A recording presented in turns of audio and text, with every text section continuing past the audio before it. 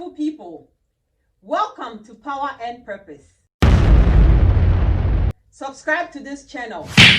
Let's help keep this program on YouTube. How easy are you to forgive? In order for you to forgive someone, then that person must have done you something. So something must be done to you in order for you to forgive that something. Let's assume that something is a debt. When we look at the Lord's Prayer, there is a line in there that says, "Forgive us our debt as we forgive our debtors." And so in this case, we are going to consider that wrong as a debt. Now, when someone owes you a debt and you need to write it off, you completely write that debt off. What that means is you clean the ledger and you write off whatever it is that they owe you. You don't carry it forward. Let's say you go to the bank to borrow money and you are unable to pay the bank. The bank decides to write off the loan. What that means is that the bank is completely going to erase that money that you borrowed from them because you cannot pay. They're not going to carry it forward for you to pay in the future. No, writing it off means they're just that. They write it off and they forgive you that loan.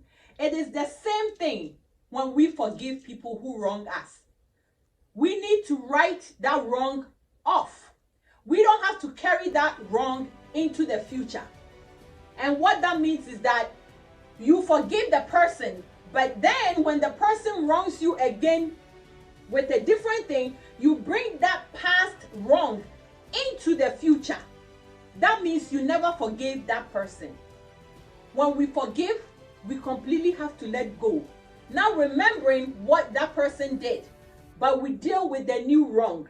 Now, forgiving someone doesn't mean that you have to reconcile with the person. Forgiving takes one person, whereas reconciliation takes two people. So when you forgive and you decide to reconcile with the person, what that means is that the one who did you wrong is going to come in. They're going to accept that they've done you wrong. They're going to apologize, and then they're going to promise that they're not going to do that again. So between the two of you, you can decide to move on in that relationship and you reconcile. Forgiveness doesn't mean that you have to trust the person who did you wrong. Let's say a partner cheated in a relationship, or they stole from you, or they lied to you. You can forgive them for the wrong that they did.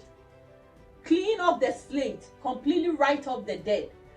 But you don't have to trust them. Trust is earned.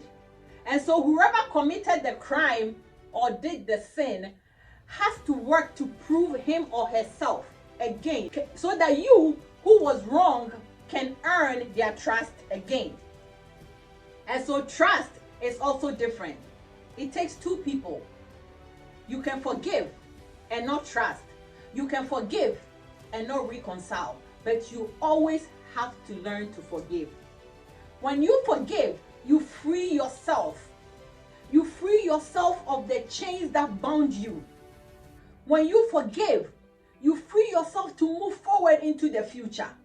Forgiveness is simply saying to yourself, I'm done. I'm cutting off this chain and I'm cutting off this cord between a past hurtful event. I'm letting this event go. I'm not going to remember it anymore, so that I can have a clear and a better and a happy and a promising future. And so forgiveness is really powerful, and forgiveness brings us peace. When God's love is in you, you can forgive, because forgiveness is fueled by the love of God. God forgives us all our sins.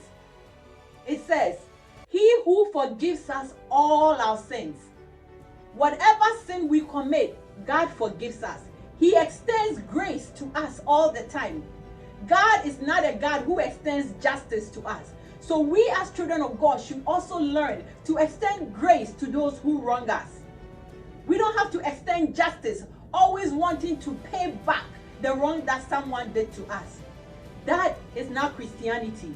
It doesn't make us children of God. Children of God, we need to learn to forgive those who wrong us. We need to learn to write off their debt. We need to learn to know that the love of God has to fuel that forgiveness within our souls. We need to learn to extend grace to others as God extends that grace to us. Justice comes from God, and so leave that to God.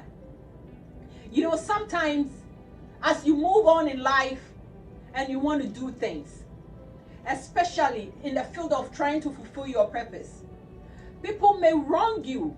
People may not extend offer to you. You know very well that they are there and they can help you, but they may refuse you that offer. They may refuse you that help. But because God has called you to do what you need to do, God will eventually see you through.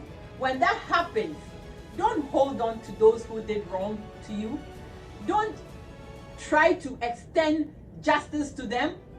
Justice belongs to God. Extend grace to them. Learn to forgive those who wrong you. Learn to right the debt of all those who do wrong to you. Let grace be your giving spirit. Let the love of God fuel you as you proceed in fulfilling your purposes to the glory of God. Always remembering that your purpose is your power of influence to affect lives, to make a change, and to bring a difference in this world. Until I come back to you next time, stay safe, stay blessed. Thank you, and bye.